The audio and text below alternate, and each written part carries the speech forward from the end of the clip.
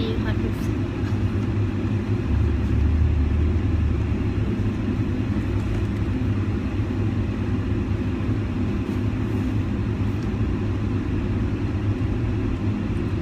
สวัสดียูเซอร์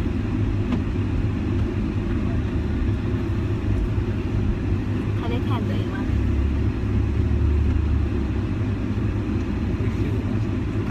สวัสดีค่ะยูเซอร์ทุกคนนะคะ วันนี้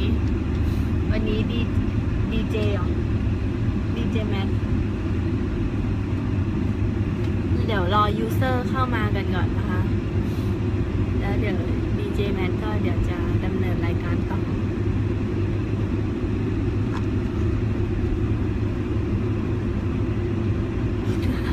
มีคนเขียนว่ายังไม่ถึงเหรอพี่ ถึงแล้วค่ะออกมาแล้วเสร็จแล้วเรียบร้อย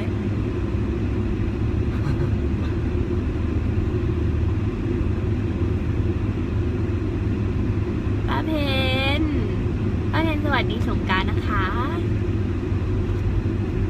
ขายดีๆนะไม่ได้นั่งรถเล่นมาซื้อของแล้วซื้อเสร็จแล้วกำลังจะกลับ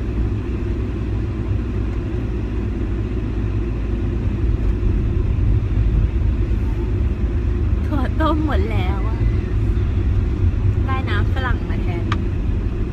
น้ำฝรั่งเค็มปลาแหลม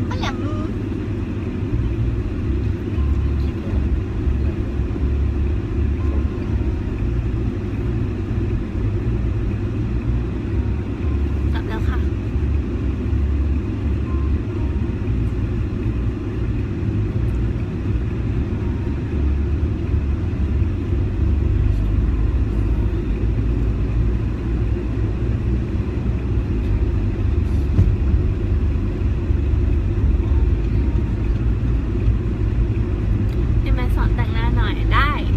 สอน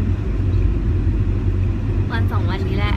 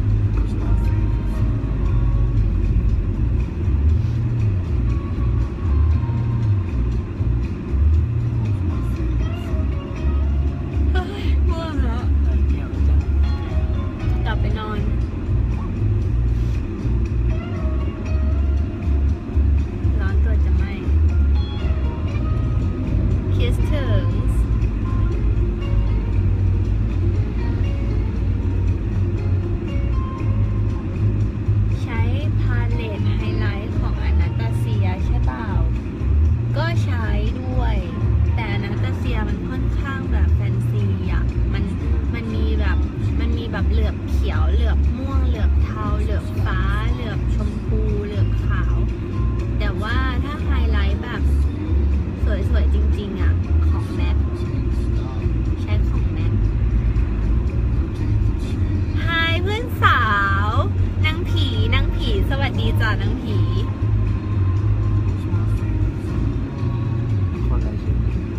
อีโอ๊ตเนี่ยอีโอ๊ตไงชื่อผีคนอะไรจะชื่อผีเพราะมันเป็นผีมันเลยชื่อผีมันหนีไปเที่ยวเชียงใหม่นะอีโอ๊ตอะไปกับเพื่อนไปกับโบ๊ทไปกับเพื่อนผัดป่าวันนี้แม็กใช้แป้งผสมรองพื้นไม่ได้ใช้ค่ะวันนี้ไม่ได้ใช้อะไรเลยค่ะนี่ค่ะใช้แค่โอเลตัวเดียวจบแม่สุดยอดจริงพรีเซนเตอร์คนนี้ใช้รองพื้นของอะไรอ่ะใช้เยอะมากแต่ว่าวันนี้ไม่ได้ใช้ตอนนี้ชอบบอลดิสเพย์ของ Too Faced ตัวเนี้ยดีเลยชอบอันนี้อยู่ตอนนี้แว่นสวยจัง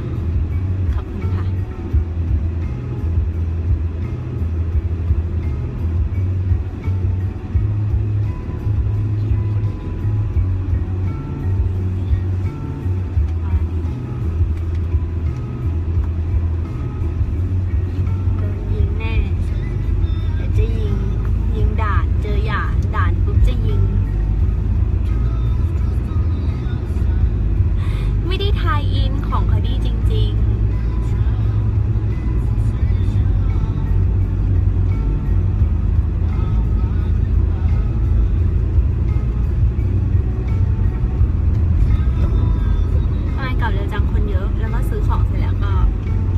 กลับไม่มีความจำเป็นต้องเดินให้มันเปลืองขา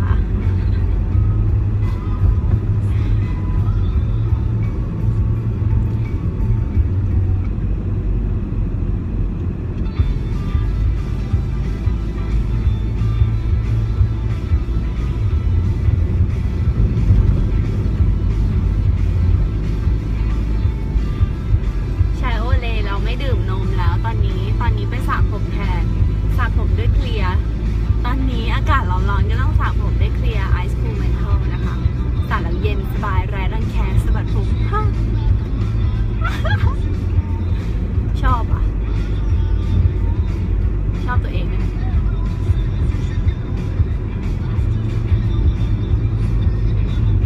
มันยังคงโอเคอยู่ใช่ไหมการขับเคลื่อนของอินเทอร์เน็ตเนี่ยมันยังคงขับเคลื่อนได้ดีอยู่ใช่ไหมใช่เคลียร์ซากุระก็หอมด้วยใช้แล้วหอมนานมากไม่ต้องสระผมอีก3 วัน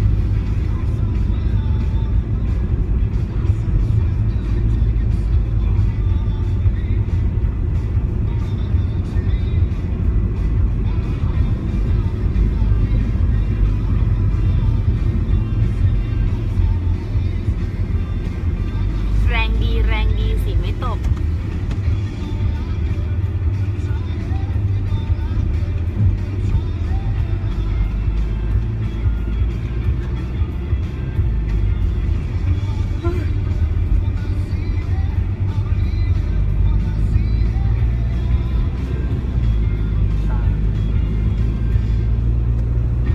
พี่แพทแซมอยากเห็นไม่ได้ถึงมันปิวลมมันปิวนะมันพี่ต้องขับช้าๆ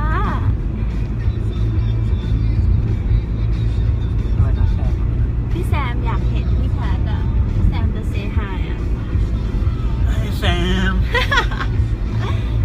เอาใหม่ again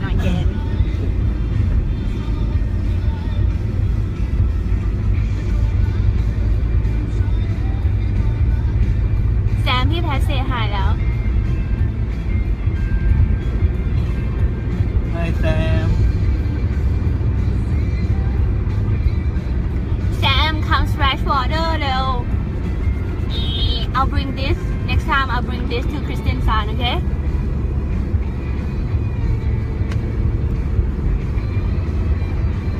น้องอิจฉามาก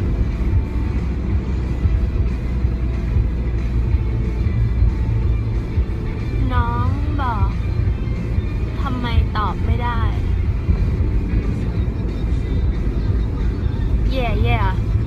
แซมบอก yeah man ไม่นี่เติมเองแซมบอก yeah อย่างเดียว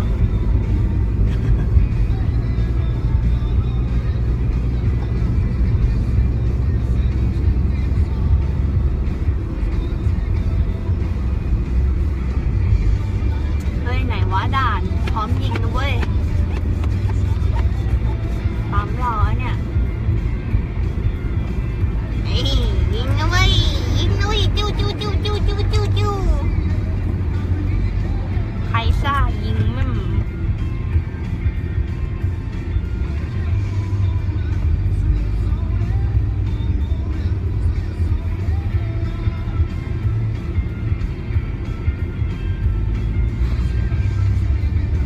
ส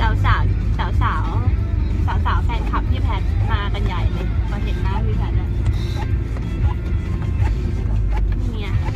แฟนคลับพี่แพทไปดีสิพาไปที่มันมีด่านหน่อยดิเราจะยิงปิ้วมะนาวเปรี้ยวปิ้วตามเรื่องเลยมะนาวมะนาว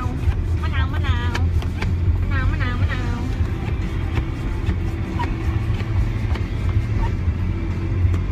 ปืนฉีดน้ำตะมูตะนีมากน่ารักไหมมันคือเขาอันนี้คือเขาอันนี้คือพี่แพทสีขาวคือน้องแมทสีน้ำตาลคือพี่แพท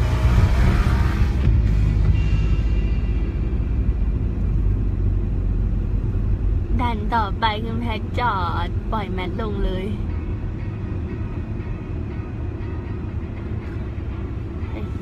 วะพร้อมลบแน่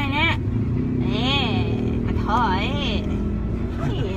หน้าขาวมาเลยไม่ได้ที่ไหน เขาไม่ให้เล่นแป้งนะเว้ยแป้งมันผิดกฎหมายนะเว้ยมันห้ามเล่นนะเว้ยมันอันตรายเว้ยเปรี้ยวมะนาวเปรี้ยวเปรี้ยวเดี๋ยวล้างหน้าให้เขาหน่อย ที่ต้องขับช้าๆเพราะว่ามันไอ้นั้นมัน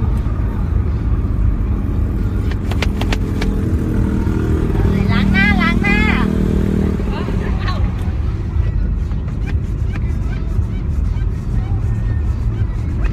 เข้าไปใส่ด้วย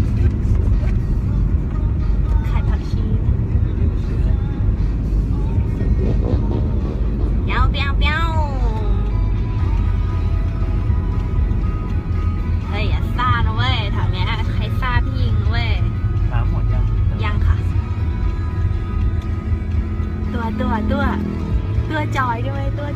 ตัว เป็นไงคืนนี้CAไหมตัวตี 3ไหม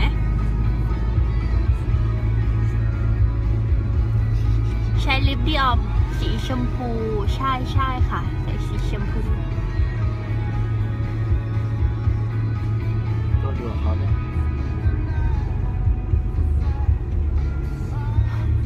นั่นมุกหรือเปลือกหอยใช่ไหมเปรี้ยวเนี่ย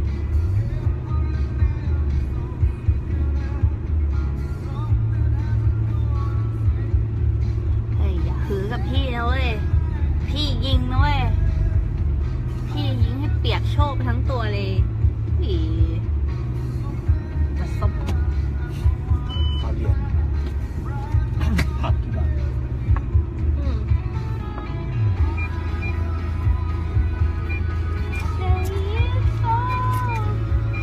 30 บาทน่าจะพอมั้งเอาไป40เผื่อ เอาไปหมดนี่เลยดีกว่า เอาไปจุ๊งนี่ก็ เอาอะไรโทรมาเนี่ย พี่แมนเมาถั่ว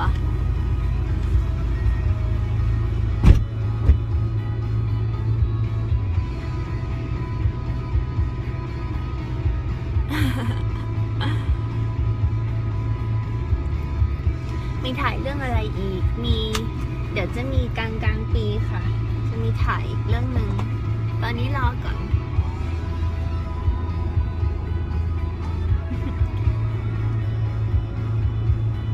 โหดมาก Hi man hello from Hong Kong hello there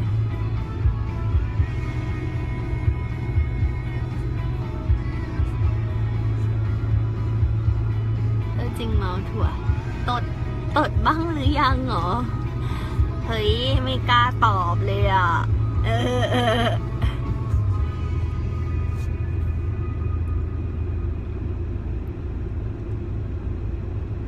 ใช่เปลือกหอยบนหัว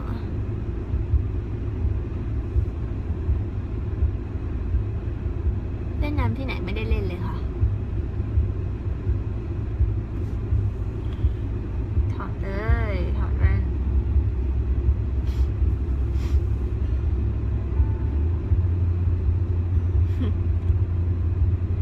ปืนมีสีน้ำอ่ะ ใส่มาแล้ว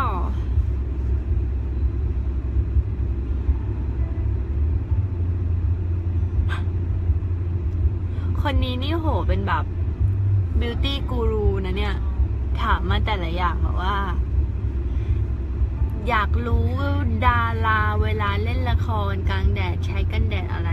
ใช้กันแดดก็ต้องใช้ดีๆใช้ดีๆคืออะไรวะก็ใช้อะโอเลก็มีกันแดดนะ SPF ตั้ง50ถึงปะวะจำไม่ได้ ใช่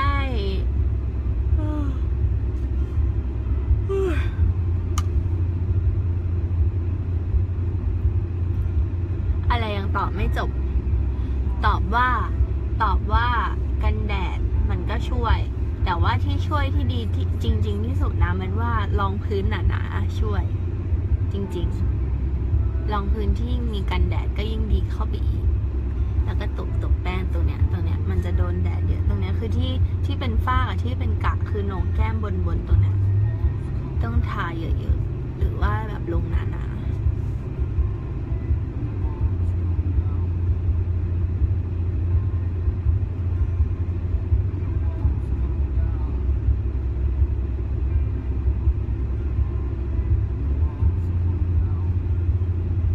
ทุกคนไปไหนกันอะทุกคนที่มาดูนี่คือไม่ออกไปเล่นน้ำหรอคะเดี๋ยวสมัยนี้เขายังเล่นน้ำกันไหมอะไม่ได้เล่นน้ำหลายปีแล้วไม่รู้เรื่องเลยอะ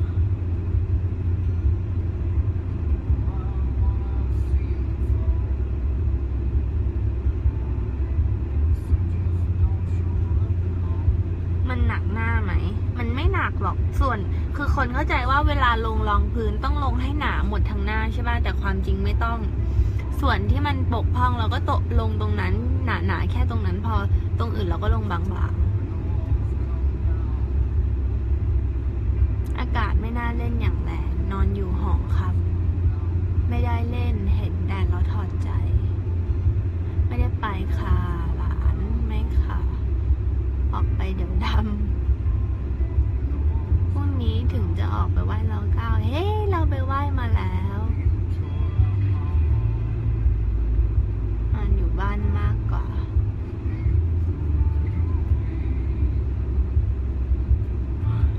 ดีมากเหตุผลที่ไม่ออกไปเล่นน้ำคือรอแมทไลฟ์น่ารักที่สุดเล่นดัมมี่กับญาติค่ะครบองค์ดัมมี่ตำรวจจับอะค่ะอยู่จีนไม่มีใครเล่นด้วยเลยมานั่งดูน้องแมทดีกว่าดีมากที่จันเล่นกลางคืนกันเหรอใช่เขาเรียกว่าอะไรนะซื้อจนได้ใช่สีลมเขาก็เล่นกลางคืนกันพี่ปานไหนซื้ออะไรมาคะโชว์ดิซื้อมาเล่นกับใครเด็กที่ไหนข้างบ้านเนี่ยเด็กข้างบ้าน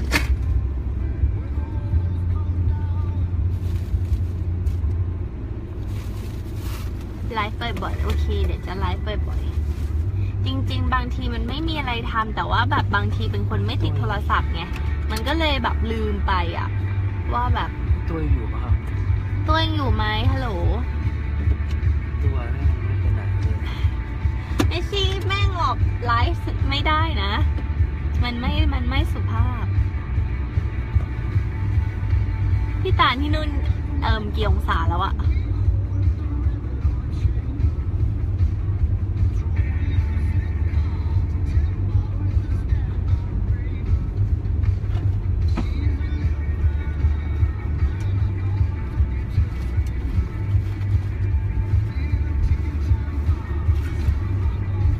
พูดอย่างเงี้ยมาหลายครั้งแล้วแต่ว่าจะพยายามไลฟ์คือก็อยากไลฟ์ไงแต่มันลืมอ่ะมันแบบมันลืมอ่ะมันแบบมันลืมอ่ะนึกออกปะไม่ลืมหรอก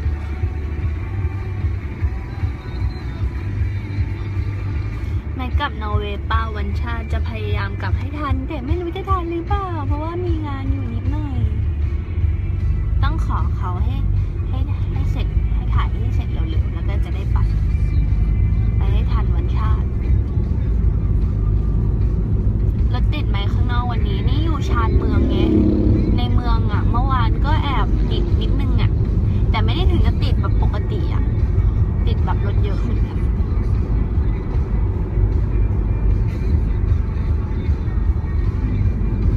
ไลฟ์ใน IG คนดูเยอะกว่า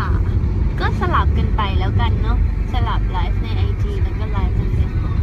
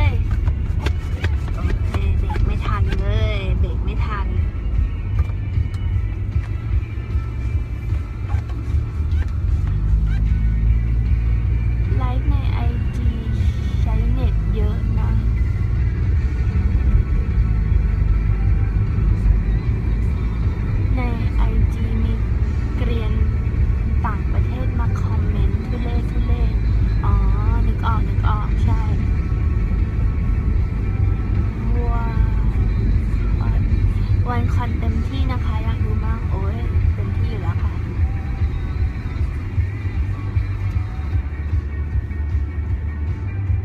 อัดใน IG ไว้แล้วโพสต์ลงเฟซด้วยก็ดี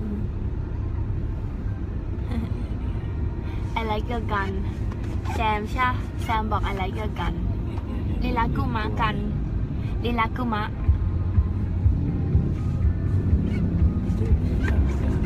โอ้ยหน้าแต่ละคนนี่ไม่น่ายิงเลย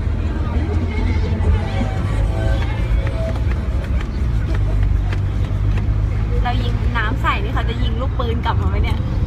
หน้ายังโหดนี่ด่านนี้เด็กและคนแก่เดี๋ยวเราชอบเด็กและคนแก่มาดิมาเว้ยเฮ้ยมาเว้ยเฮ้ย เฮ้ย โอ้ยนะ อยากเลยปิดไม่ทัน สิต้องมือเร็วกว่านี้นะต้องมือเร็วกว่านี้นะ เฮ้ยเหนียวหมดเลย โอ้โหเบี่ยงหมดเลยอ่ะมันซบอ่ะ เล่นขันเลยอ่ะ วิ่งเล่นขันเราอ่ะโหขันเลยอ่ะโหมีผ้าไหมคะ นี่ครับไม่เป็นไรเอายิงด่านไปละ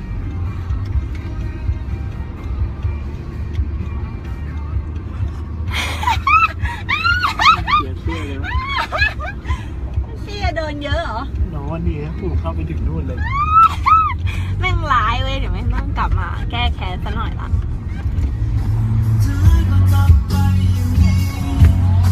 เฮ้ยมาดิวะพี่ นี่ต้องแกล้งครับไม่เห็น เออ เป เปรี้ยวไม่รู้เรื่อง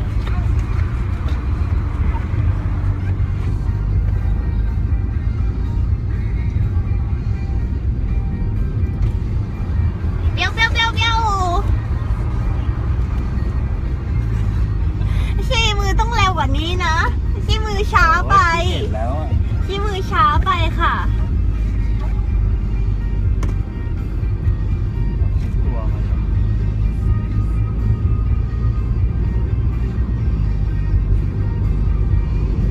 อีก2 วันขอ3 ตัวตรงๆว่าเฮ้ยด่านหมดแล้ววะเฮ้ย แล้วออกมาใหม่เดี๋ยวไปรับออกไปรับ2 คนนะ เหรอเฮ้ยมาดิเฮ้ยไม่เปิดวะเฮ้ยปัดสเปย์จริง นี่ เฮ้ย ด่านเยอะ เฮ้ยด่านไอ้พวกเด็กเนี่ยไอ้พวกเด็กปากยังไม่สิ้นกลิ่นน้ำนมเนี่ยแหละทาร์เก็ตเราเด็กและคนแก่เนี่ยแหละทาร์เก็ตเรา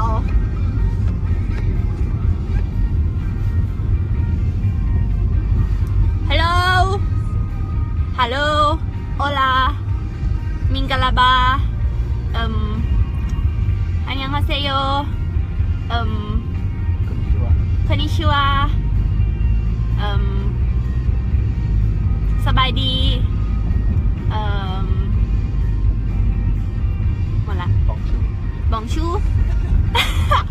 แม็กซี่บูกูกินกล้วยไหม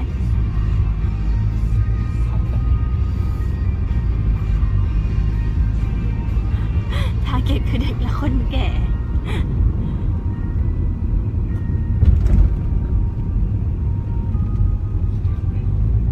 Excuse me, you had forgot me, my.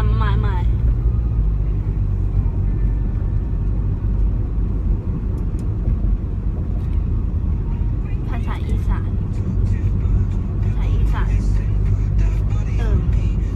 ยังไงวะไม่รู้อ่ะภาษาอีสานว่าไงนะอีหยังเด้อ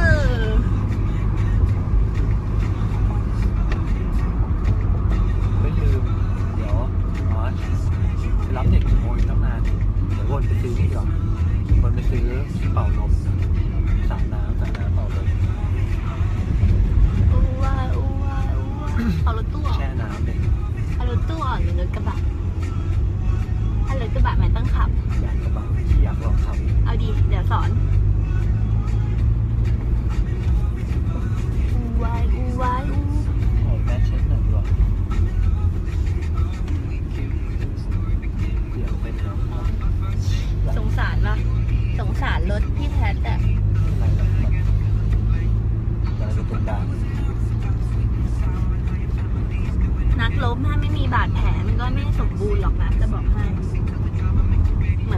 เนี่ยมันเกี่ยวอะไรวะ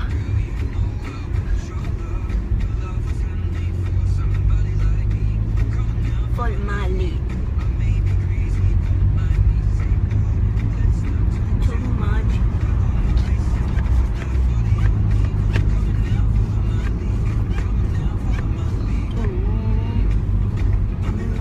นี่คุณรปภคุณรปภให้แกแฮปปี้หน่อยแกเบื่อสิจะได้แกล้งทำไม่รู้ไม่ชี้กันนะ คนนี้เหรอ คนนั้นแหละเราไปให้แกเปิดแล้วฉีดแก เหรอ แกจะได้สนุก เปิดจากอะไรก็ได้เนี่ยยิงผ่านฝาพี่ไป เหรอ ยิงเลยเดี๋ยวนะ สวัสดีปีใหม่ค่ะ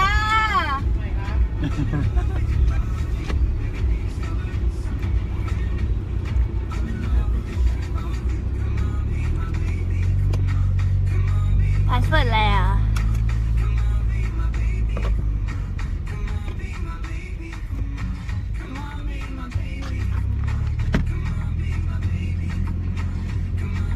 แฟนจ้าฉันมาแล้วจ้ะปิ้วปิ้วปิ้วปิ้วปิ้วมันเลิฟit she got you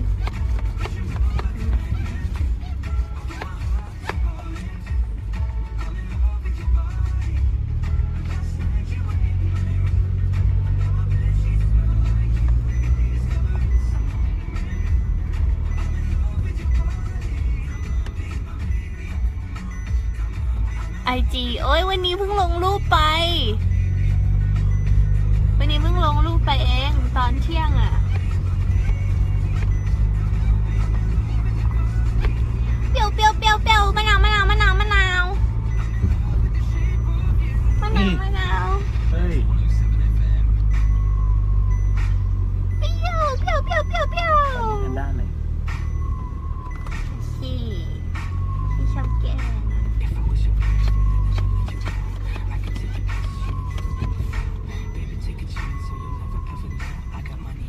ฮัลโหล ฮัลโหล บอยฮัลโหล บอย ฮัลโหล อ้าวพี่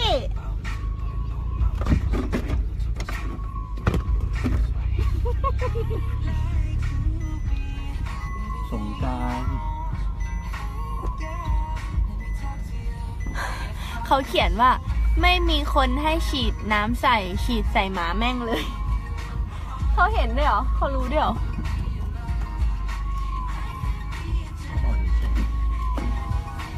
อ่านหนังสือในรถหมื่นปะเนี่ย ไม่หมื่นอ๋อ เดี๋ยวไปก่อนเดี๋ยวพี่ขอเคลียร์ เลยเว้ยใครจริงค่ะเลยวู้ฮู้คนเต็มเลยอ่ะ ดูดิ คนโคตรเยอะเลย หมู่บ้านเราอ่ะ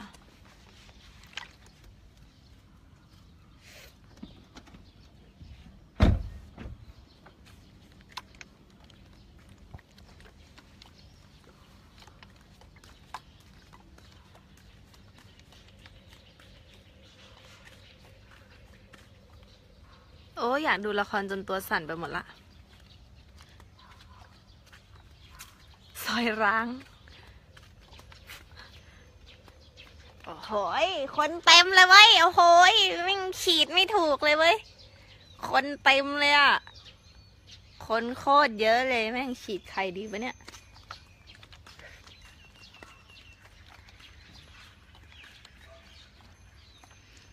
ฮัลโหล ฮัลโหลเร็วมานี่เร็วอัสสลามานี่เร็วอัสสลามานี่เร็วอัสสลามานี่เร็วอัสสลามานี่เร็วเร็วอัสสลามานี่เร็วสมหวังอะสมหวังสมหวัง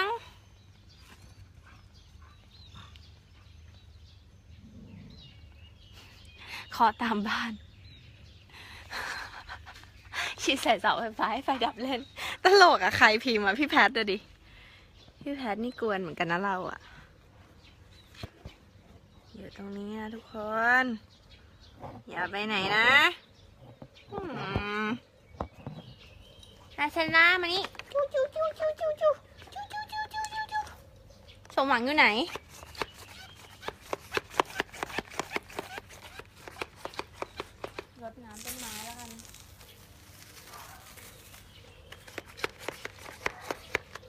หวั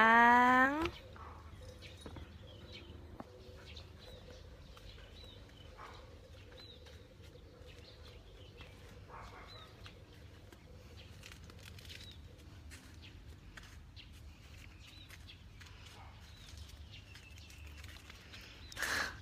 บ้าคอยยังกับวันฮาโลวีน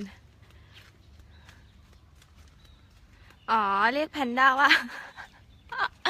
คือแมนอะคือแพนด้าชื่อแพนด้าแต่แมนเรียกแพนด้าว่าอาซัลล่า เป็นยาอ่อนวะเรียกให้ยากเข้าไปกว่าเดิมอาซัลล่าอาซัลล่าสมหวังอาซัลล่าสมหวัง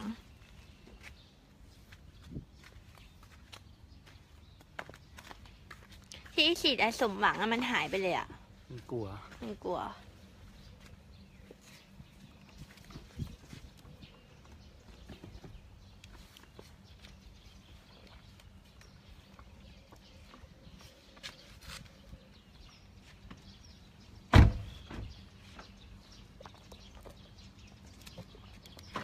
ถ้าไม่มีพวกเราไม่ต้องเหงาแน่ๆกาแจง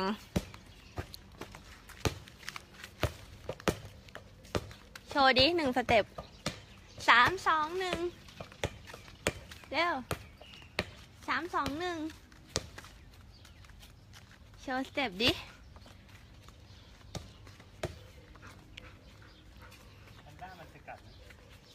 มันกัดไม่เข้าหรอกแมทว่ามันค่อนข้างแข็งอยู่นะเอ้ยมันแบบมันแน่นนะคะมันน่าจะแบบแพทอะพี่ดูนางเตะขึ้นไปค้างไว้อยู่บนนู้นอะอ้าวกุญแจบ้านอยู่ในรถค่ะมาดิเขาสาดคืนด้วยน้ำอันเนี้ยเล่นในนั้นเหรอเล่นในนั้นเหรอเล่นในนั้นอะก็น้ำมันจะหมดเดี๋ยวอ่ะ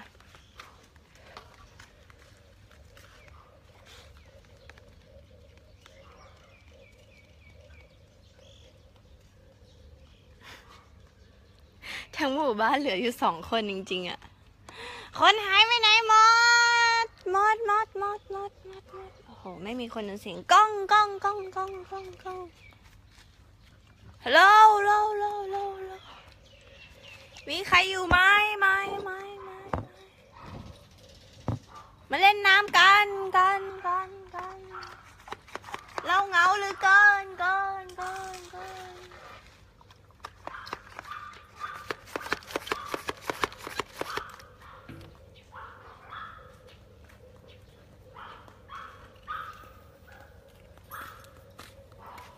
ที่ดูทั้งหมู่บ้านเรามีแต่เรา2 คนนะ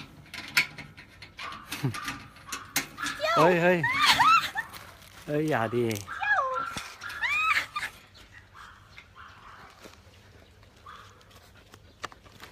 Come on be my baby ชี้ไปตามหาให้สมหลังเลย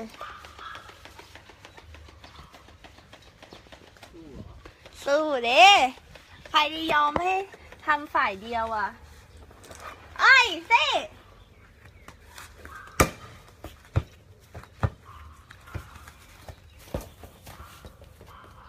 เสร็จแล้วมานี่เร็วนี่ดูกล้องแล้วดูกล้อง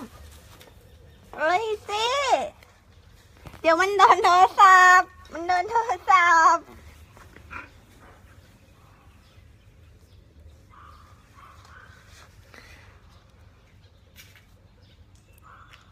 เอ้ยเซ่มันโดนโทรศัพท์นะเว้ยอีโง่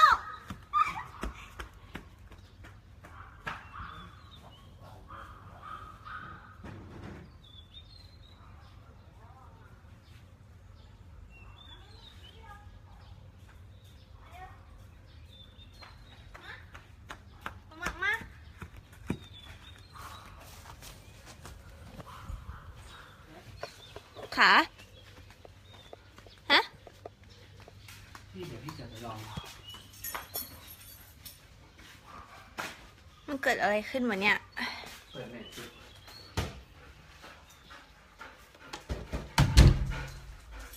เฮ้ยมันเกิดอะไรขึ้นกับ อะไร อ๋อ มันคือเอฟเฟลกมันคือเอฟเฟลกเฮ้ยก็ตกใจหมดเลยอ่ะ เฮ้ย มันคือไอ้นี่เว้ยดูดิ อ๋อเอเลี่ยนเหรอ คนน่ากลัวเลยอ่ะคนน่ากลัวเลยอ่ะ อันนี้เป็น ตกใจหมดเลย คือมาของเรื่องนี้ว่ะ มันกลับคืนยังไงอ่ะ ใครรู้มั่งอ่ะ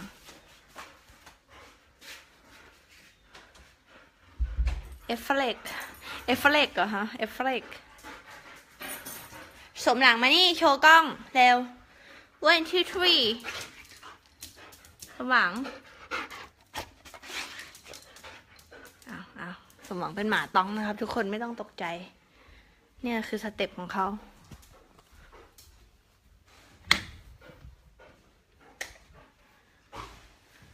เลื่อนหน้าจอไปค่ะ โอเค โอเค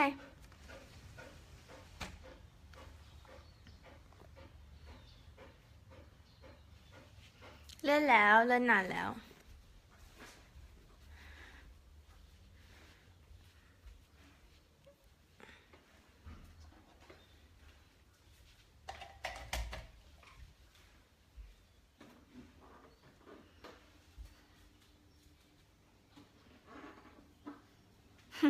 สมองเหมือนเจ้าของฉมหนังฉมหนังสมองน่ารัก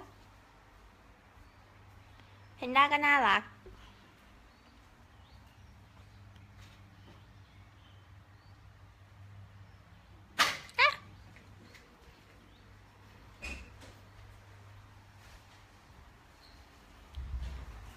จุงจุงจุงจุงจุงจุงจุงจุงจุงจุงจุงจุงจุงจุงจุงนี่โชว์เร็วซาร่ามองนี้อาซาร่ามองนี้ซาร่ามองจุงจุงจุงจุงจุงจุงจุงจุงจุงจุงจุงผมหล่อไหมครับผมหล่อไหมครับผมหล่อไหมครับ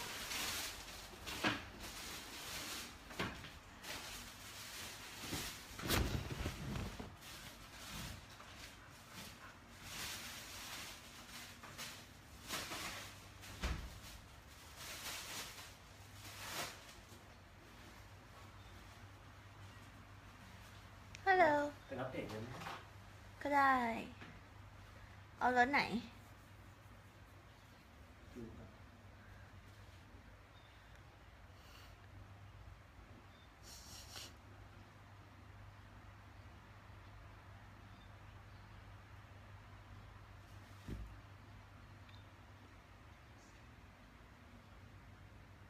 ตอนนี้พี่เบิร์ดกับน้ำกำลังตีกัน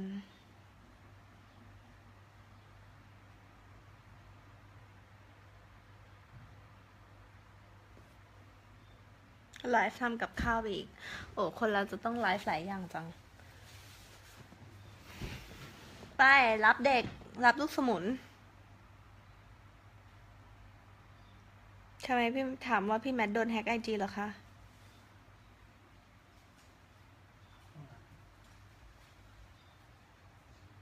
ตอนเย็นก็ไม่ออกไปเล่นน้ำค่ะ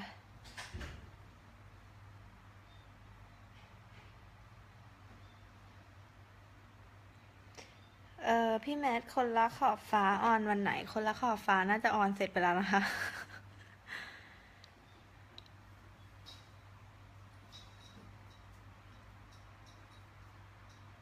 พี่จิตผมแสนน่ารักจากแฟนคลับของเรา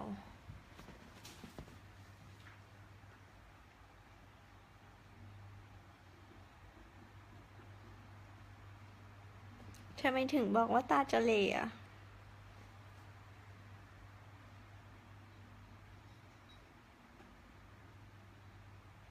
มาสโกนรออยู่ อยากไปต่อจวเหมือนกันน่ะ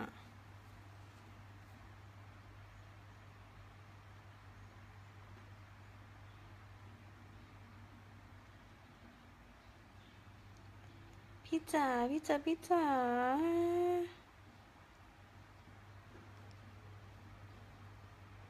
พี่จ๋าพี่จ๋า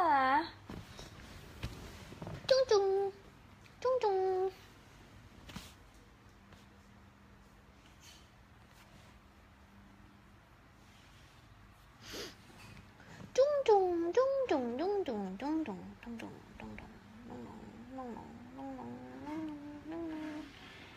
ฉุมหวังฉุมหวังฉุมหวังอัสลาอัสลาอัสลาสมหวัง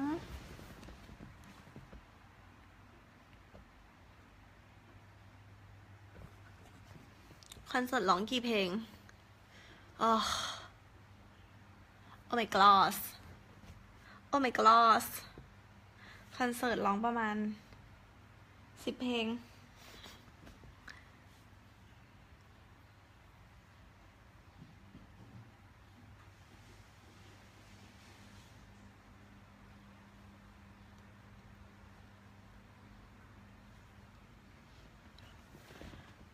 เฮ้ยย่า เดี๋ยวไลฟ์มา Okay gotta go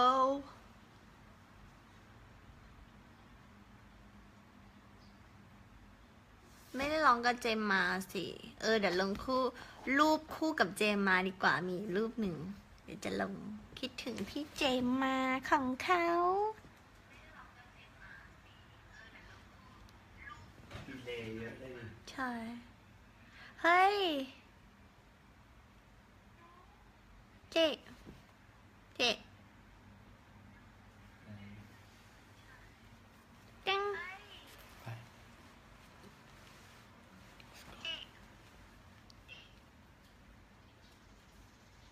ง่วงมาก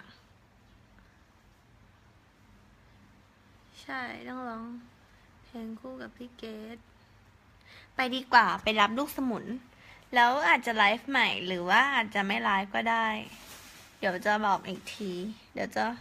จะบอกเขาเลยว่าเดี๋ยว ก็ถ้าไลฟ์ก็เห็นแหละ ถ้าไม่ไลฟ์ก็คือไม่เห็นนะไปละ goodbye goodbye everyone goodbye everyone ทุกคนต้องพิมพ์บายบายก่อน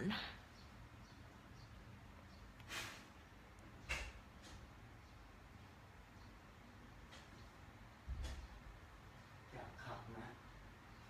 แต่ใจไม่กล้าพอ ขับในหมู่บ้านก่อนรอบหนึ่งไหม ไม่เป็นไรครับ I'm in love with the shape of you goodbye goodbye เฮ้ยเดี๋ยวพรุ่งนี้มาไลฟ์ใหม่ดีกว่า เฮ้ยป๊อปคิดถึงนะค่าจะออกพอดีเลยเว้ย ก็เดี๋ยวมาไลฟ์ใหม่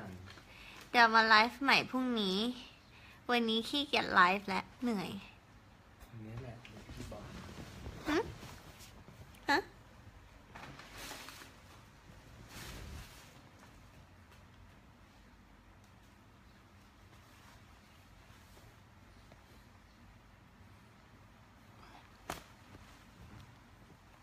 ตามและบ๊ายบาย ส่งจุ๊บจุ๊บสวัสดี จุ๊บจุ๊บจุ๊บจุ๊บจุ๊บ ก็เดี๋ยวไลฟ์ในรถไง เดี๋ยวค่อยไลฟ์ใหม่ ชาร์จแบตอะไรก่อนเผื่ออาจจะมาไลฟ์อีกตอนเย็น กับลูกสมุนของเราทั้ง2 คน และลูกสมุนของเราอีก2 ตัว รวมกันเป็น2 คนและ2 ตัวและ4 คนหรือว่า4 ตัวนั่นเอง Goodbye